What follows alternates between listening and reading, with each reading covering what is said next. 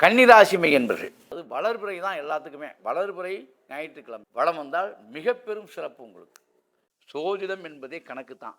இந்த கணக்கின்படி நீங்கள் செயல்பட்டால் உறுதியாக உங்களுக்கு வெற்றி நிச்சயம். ஆல்க ஜோதிடம் வாழ்க பிரபஞ்சம். அற்புதம் ஆனந்தம் நேயர்களுக்கு இனிய வணக்கம்.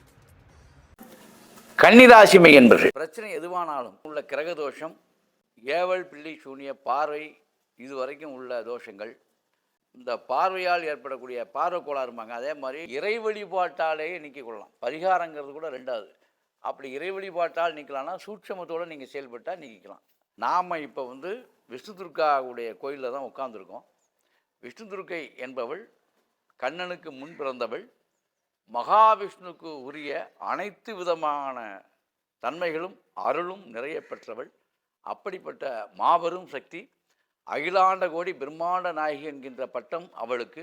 அப்படிப்பட்ட அற்புதமான அந்த மகாசக்தி அன்னை இந்த அம்பாளை தரிசனம் செய்தாலே உங்களுடைய அனைத்து பிரச்சனைகளும், அதாவது ஜாதக ரீதியான பிரச்சனைகளும் சரி, ஏவல் பிள்ளி சூனிய மாந்திரிக கட்டாக இருந்தாலும் சரி, கந்திஷ்டியாக இருந்தாலும் சரி, வழிபாட்டு முறையை சொல்லிவிடுகிறேன்.